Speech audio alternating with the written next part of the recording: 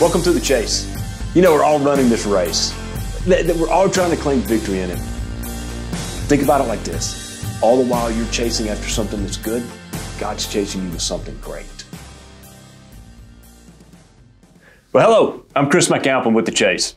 And I hope that wherever you're going, whatever you're doing, that you're doing something cool, that you're building something great, that you're leaning in, that you're pushing hard. Or maybe you just need a rest. You need to catch your breath. That's okay too. Know that we're here to help you. We want you to win. This show's about making money. And it's about investing. And investing in ways that doesn't hurt people and doesn't hurt the environment. It's also about the chase. That all-consuming drive that we all have for something good. The passion, the pursuit to win, to build, to be creative. But you must know that. All while you're chasing something good. The God Almighty, who loves you, is chasing you with something great. It's God who gives you that passion, that drive, that desire to win. He's the ultimate winner, and He's chasing you with something awesome. And I know, when somebody says something like that, you hear a red flag. They start popping up all over the place. But please listen, we're here to educate. We're here to help people. We want to change lives. This is certainly not a ploy to use the Bible to sell people on becoming our clients. We look at the investment world through the lens of the Bible, which in our opinion, and I think I can make a very good argument for this, is the source of all truth. I'm an investment advisor. Our firm does financial planning, and we manage our clients' investment money for a fee. This is how we make a living. And we and our clients own some of the positions and use some of the methods that we discuss on this show. We're not giving personal investment advice. We can't do that on a podcast because we don't know you. And we don't know your personal goals, your needs, your financial situation. In fact, you shouldn't take any financial advice from a podcast. Education, sure, but not advice. I believe that you should seek investment advice on the securities and the strategies in regards that we discuss on this show to see how they best fit you. Hey, we'd be happy to do that. And we want to get to know you. But this show is for educational purposes only. The show's content is our opinion, and it's not an invitation to buy or sell any of these investments. We want to teach you what we've learned through experience, trial, error, gains, losses, and yes, losses. It's not always a popular idea, but losses are a part of life, just like risk. Last but not least, we're not perfect. We're not guaranteeing you positive returns. Past returns, research data, index history, all of those tools that we may use on this show, they don't guarantee future results. Sorry, I can't guarantee the future. That's the Almighty's territory. But we're going to look at God's truths about money, and we're going to look at some excellent ideas. I'm glad you've joined us today, so welcome. Let's get on with the show. Let me tell you a story. This one is from trading world lore, okay? There's even an old legend as to what came first, the movie Trading Places or the real story about Richard Dennis. But let me go back a little bit further. It's the summer of 1970, and this 21-year-old kid, again named Richard Dennis, borrowed $1,600 from his family, and he wants to trade commodities.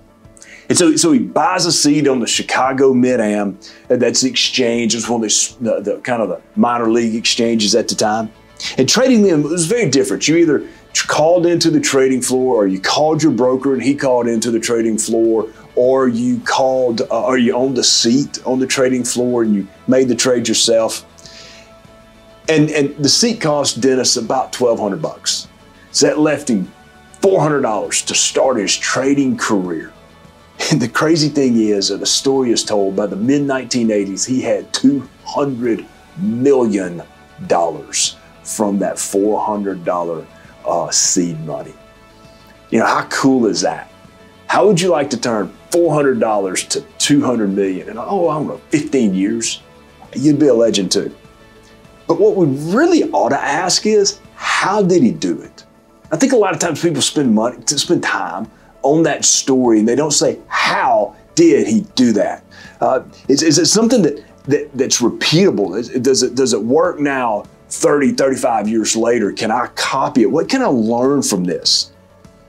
Dennis went on to partner with his good friend William Eckhart, and they had a debate. that actually turned into a bet. Can you teach anyone to trade? Dennis thought you could. Dennis thought that you could teach people how to do it, and Eckhart thought you had to have some type of special instinct, special talent like Richard did.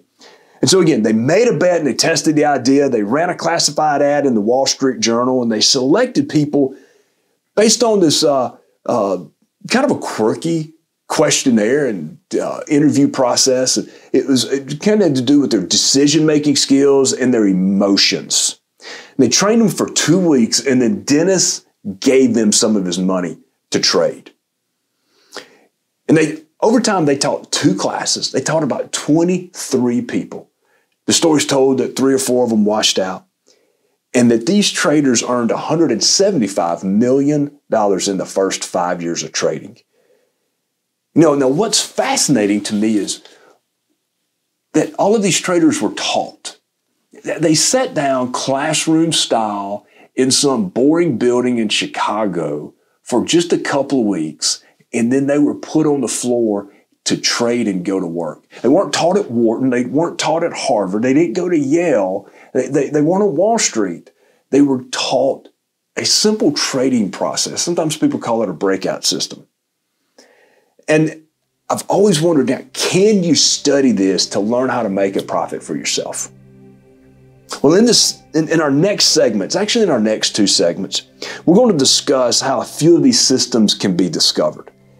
And specifically in this show today, I want to discuss how to use ETFs to invest. Now, here's a few common questions that I get. What is an ETF, right? I just think it's an exchange-traded fund that historically they follow a specific index, like the S&P 500 or the Barclays Bond Aggregate. What's the difference between a stock and an ETF? Because they seem to kind of trade the same, but an ETF is a pool of money, and it's invested in an array of stocks or bonds, whereas an individual stock represents ownership in an individual company. Again, they both trade similarly throughout the day, and that we'll leave it at there. That's enough for right now. How much do you need to invest in one of these funds? How much do you need to invest in an S&P 500 index fund? Well, or any other mutual fund or ETF, typically the answer to that is the cost of one share. So if a share is $10, $10. If a share is $100, $100. If it's $500, $500. For an ETF, that is. And a mutual fund, typically about $1,000 to get into a mutual fund. Sometimes it's $500.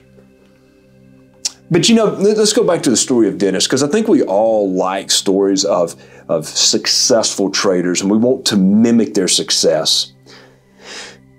I think a lot of times, especially in today, when we're talking about trading, a lot of people see the crazy stories like GameStop or AMC running through the roof, or Bitcoin, and now everybody's kind of piling onto Dogecoin and saying, all right, can we go mimic some of these success stories? But I think, unfortunately, what everybody's doing is they're just following the crowd. They're following the crowd as they jump into different stocks. We've seen this story before. Look back to 1999. But what Dennis and a lot of others did is they started from the ground floor. And whether they started from $0 or they started with family money, they all had to learn the nuts and the bolts of the craft. And then the next 2 segments, I'm going to give you 2 examples of one of trading and one of investing that really start with nuts and bolts of the craft. I hope you stick around, because I look forward to teaching you something. Take care. Thank you.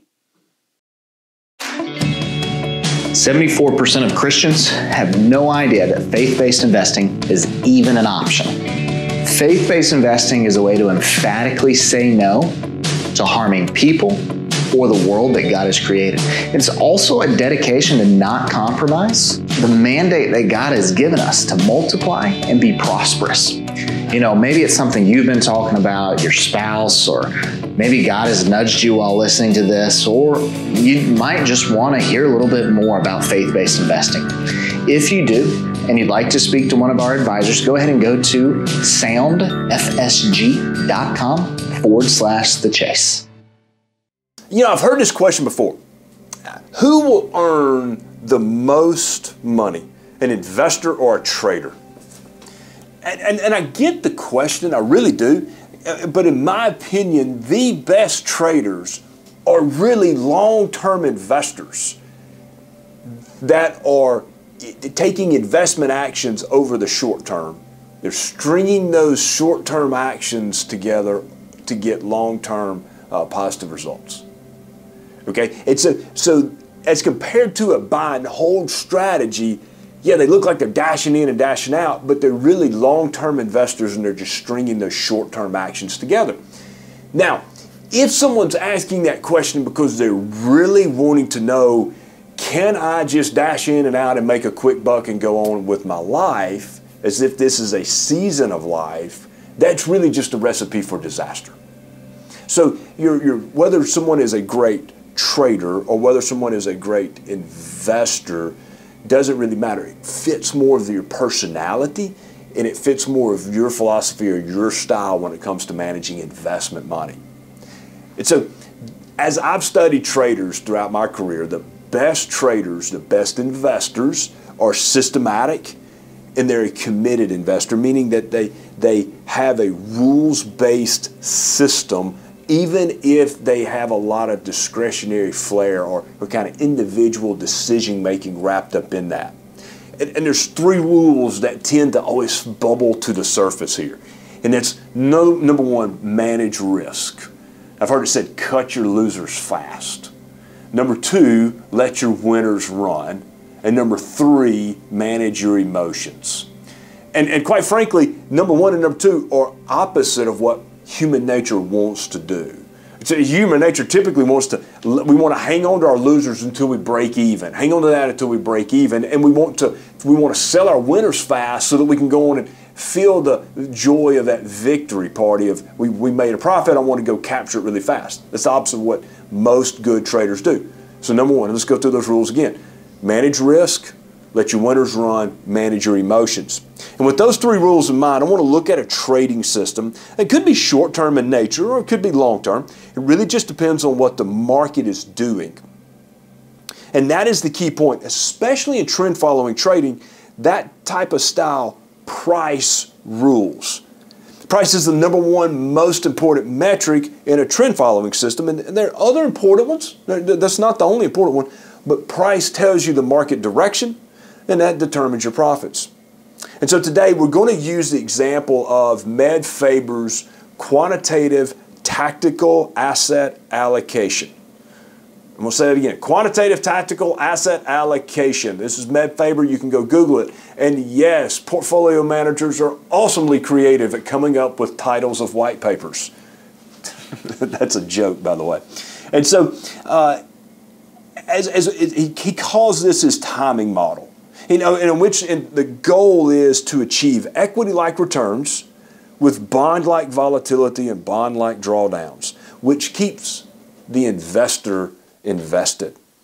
All right, so here we go. This is the trading example, and we're going to use only the S&P 500. That's for this example, that's all we're going to look at. And this can actually be a tradable portfolio, just like it is.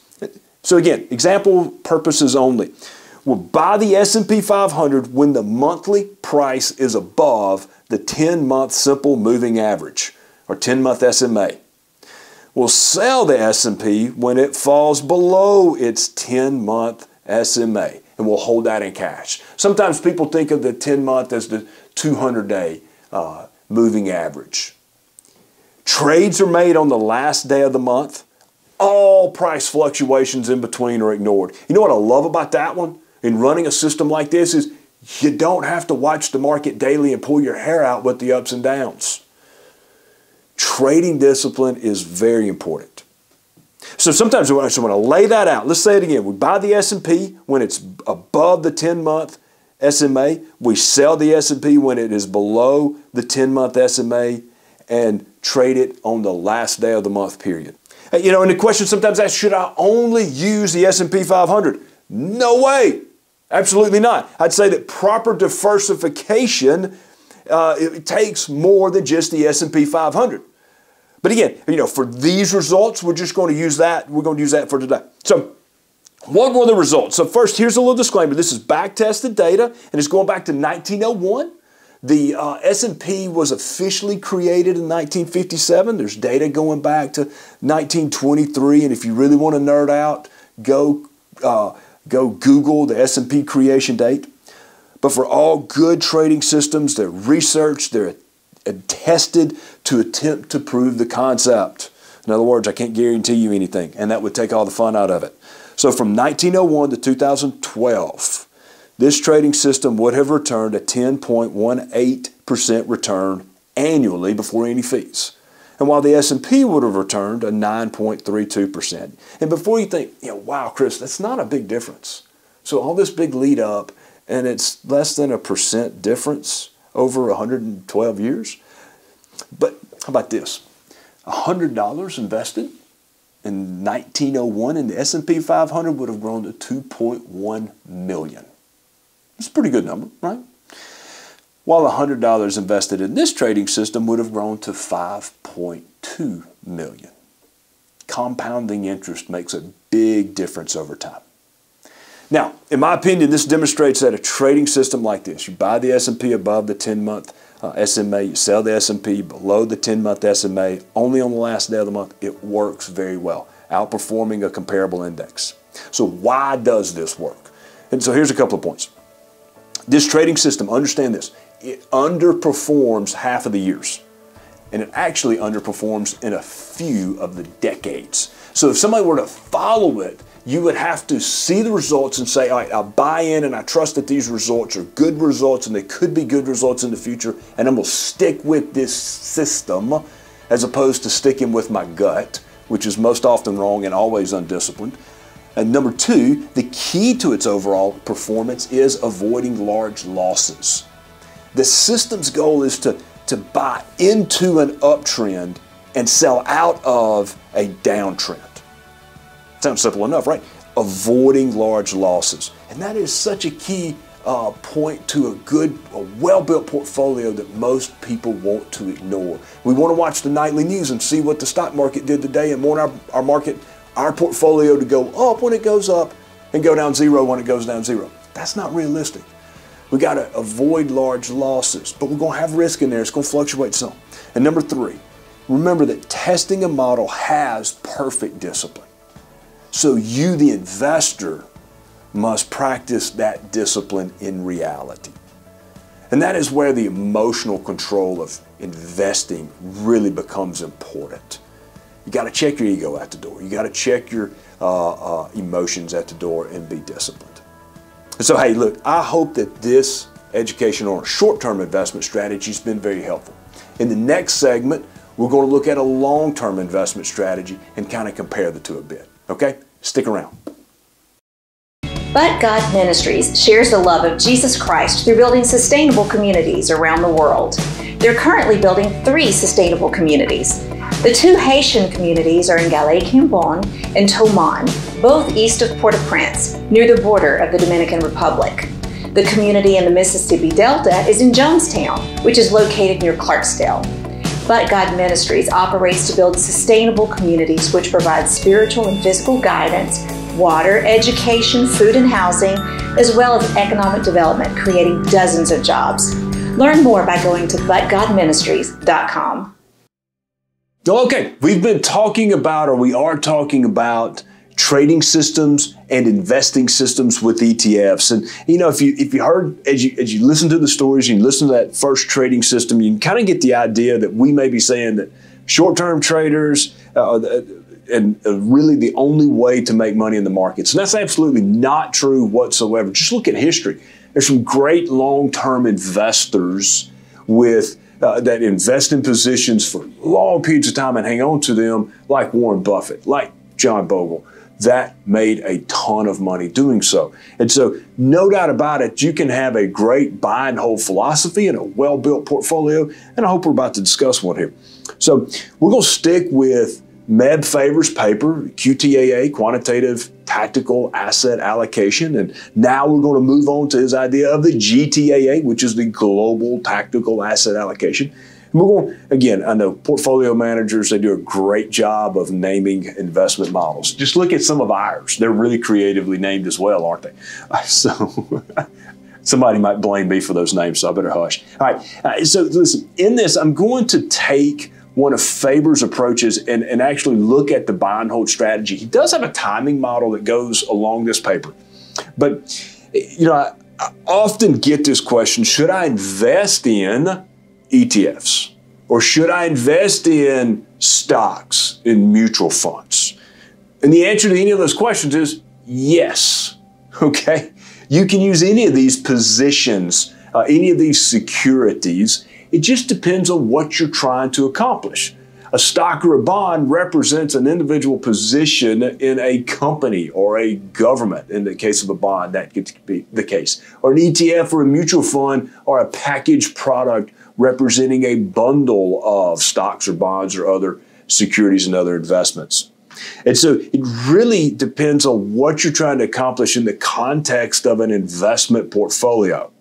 So let's look at this investment, and this could actually be done with stocks or mutual funds, but I think for this example today, an ETF would probably be the easiest way to accomplish it. So here are the rules of this investment, okay? There's 5 asset classes, and there's 20% applied to each position. It's pretty simple. The asset classes are U.S. stocks, foreign stocks, bonds, real estate, and commodities. In Cambria studies, which is Faber's company, in testing the data that this was a simple buy and hold strategy over a period of from 1973 to the year 2012, it returned a 9.9% annualized return. So go back and compare it to the timing strategy that we talked about in the last segment, where it was just over a 10% annualized return. And I think what this shows is that multiple different strategies can work, okay? Now, this is sometimes my personal concern with a buy and hold strategy is, will the investor hold on to it? Now, the good news of a properly diversified strategy in that 4-decade period of time of the buy and hold of the GTAA positions, it had 6 negative years, and only one of those negative years were catastrophic. Okay, 2008, it lost 30% in the testing data. That most investors don't want to hold on for negative 30%. Very few that I've met anyway. And so you've got to know your own personality, what you want to hang on to.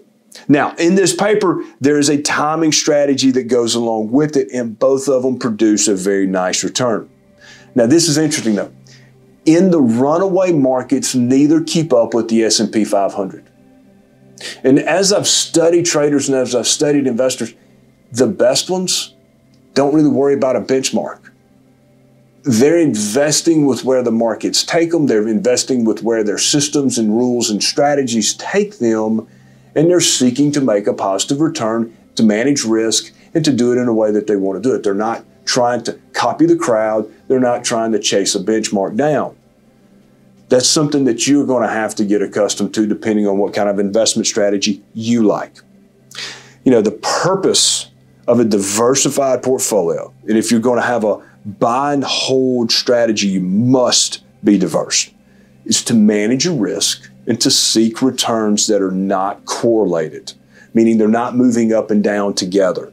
You don't want to bunch up your investments. And so when I get the question, what is the best way to diversify your stock portfolio?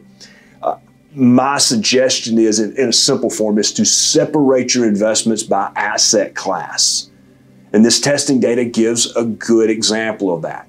Some U.S. stocks, some foreign stocks, some bonds, some real estate, and some commodities. And by spreading your risk around an investment portfolio, you're seeking multiple streams of returns, so to speak, and you're making sure that your portfolio is not bunched up. Keeping this in mind, let's just assume that COVID-19 had only hit the United States. Weird assumption, I know, but let's just assume it, okay? The U.S. stock market could have fallen and the rest of the world could have gone up, right? You don't want to bunch up all of your investments in one place. That's the power of diversifying. So if you want to know more about this paper, go look it up. Meb Faber's quantitative tactical asset allocation. I hope this makes sense, and I hope this is usable. Now, in the next segment, I want to answer one question. I've gotten this before. What is the one thing that I can do right in my investments? What is the one thing that you can control? Because you can't control the markets. You cannot control the economy. You can't control the Fed. You can't control the government. You can't control whether your stocks or bonds go up and down. But what is the one thing you can control? Stick around. We're going to talk about that next. Founded in 2012 as an all-boys Christian school, Delta Streets Academy equips young men by providing Christ-centered, disciplined education. Delta Streets promotes the highest achievement in academics, a competitive athletic environment, and character development. The gospel of Jesus Christ is woven into all areas of the school, believing that glorifying God and serving Him is the foundation upon which all else is built. Delta Streets is becoming locally and regionally recognized as a school that provides the community with productive leaders. We encourage you to learn more about Delta Streets by going to deltastreetsacademy.org. The title of this show, if our compliance team allows it, is How to Make Money in ETFs and Other Crazy Questions. That question's not that crazy, though. What you're really asking is, how can I make money in investments? What can I do? What can I control? What can I learn? How do I do this? And I ended the last segment with the question, what is the one thing that you can do right in your investments? I think of Curly and Mitch talking in the movie City Slickers. And the tough old cowboy says, it all comes down to one thing. If you focus on that one thing, everything else don't mean, you have to go watch the movie. Or Viktor Frankl's book, Man's Search for Meaning, where he writes it as he's after he got out of a Nazi concentration camp. What is that one thing that you can control in your investments? And this is a very good question. Let me ask you this though. Are you prepared to make money? You may think that's an odd question. You may think that's offensive. Are you prepared? Am I prepared to make money, Chris? Seriously, are you asking me that? Who are you? That's none of your business. No. Just hang on with me. Are you prepared to make money? In 2020, a ton of people piled into the markets with their stimmy checks, chasing GameStop and Apple and Novavax up. There's been a ton of money made. But there will be a ton of money lost too. History may not repeat itself, but it sure does rhyme. And then this looks an awful lot like the late 1990s when the markets went on to lose for a decade. Now listen, I don't want to be a big old giant buzzkill. I want you to keep the money you've made. I want you to be successful for a long time. And I want you to be able to be good with the money that you've made, to be successful with the money that you've made. And so let me share an interview. I'm thinking about a book I've read recently by Jack Swagger, and he's interviewing Dr. Tharp. And this is from the late 90s. It's from his book, Market Wizards. And for 40 years, Dr. Tharp has studied and trained investors. And he tells a number of stories. We'll talk to it in just a minute. But the one thing that you can control in your investments is how you think. And you may say, gosh, Chris, a build up like that and how I think. Yes. How you think about money matters. And I believe this is why the Bible speaks so much on this topic. 11 of Jesus's 40 parables surround the topic of money. You think about that. The Son of God, God Himself, comes to earth, and 25% of the stories He tells are about money. Must be pretty important. Because money competes with our heart. And the top investors in Dr. Tharp's studies have these common characteristics because they're battling money competing with their heart, or money competing with God for their heart, money competing with other stuff for our heart. And so this is true whether you're investing in ETFs, stocks, bonds, options, futures, etc.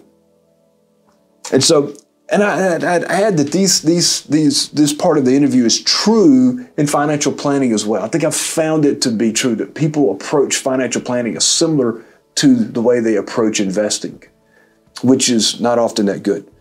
So here you go. Number one, money's not that important. That sounds crazy, doesn't it? You know, many of the top traders, many of the top investors really don't think that much about money. It's just a tool.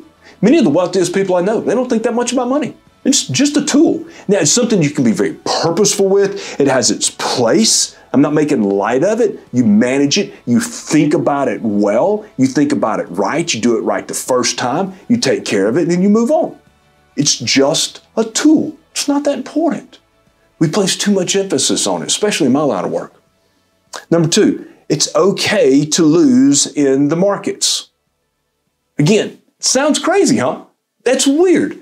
But time after time, the portfolio managers or the traders I've studied, they're fine. If your system is good, it's well tested, it's researched, it's run right, and you follow your system well, and you lose in a position, it's okay. Stick with the system. Is it fitting you? Is it a good system for you? Okay. You take a long-term view of what you're doing and what you're investing in. And I know that and great investors know that short-term losses are a part of risk and return. They don't get bent out of shape about short-term losses. They manage risk, they avoid ruin, they test their systems, they learn from their mistakes. Number three, trading is a game.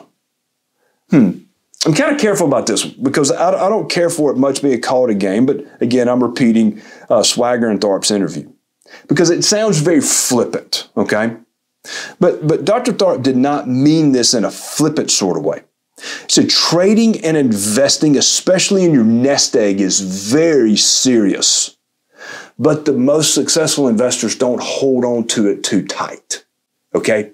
I think this goes back to why Jesus taught so much about money, because it so often, it competes for our heart and we hold on to it so tightly. And that we do a poor job in investments and we do a poor job in life when we do that. Number four, mental rehearsal is important for success. That's kind of odd, but I remember when I was playing football, coaches talked through the game plan all the time, and we thought about the plays that we were running, and we rehearsed mentally the steps that we took. Investing with a system, a rules-based thought process, allows you to research and test and mentally picture your risks, the potential outcomes, the decision-making, the processes that you'll have to go through. You know, God created the world with systems. It's my favorite part about the markets because they exist, they function within that creation, so therefore they function as a system itself. It's not perfect, it's broken, it can do crazy stuff, but it fits within the system that God created. Now, the best investors know this going in, just like some of the best ball teams that you watch. They've won the game before they ever start. This is so valuable in investing and in trading and financial planning. So many people have the resources available for success if they would only seize the opportunity, make the plans, and take action. And the vast majority of the people that I sit down with have all the resources they need. They just need to get it in the right order, hence planning. And then they need to take the risk to take action. You know, but what holds us back? Most often I think it's fear. Fear causes us to take too much risk or take too little risk. It causes us to follow the crowd. It causes us to freeze and take no action. Fear of loss, fear of failure, Fear of conflict causes us to blame others, causes us to stay stuck where we are. And yet there's so much opportunity and you have so many resources.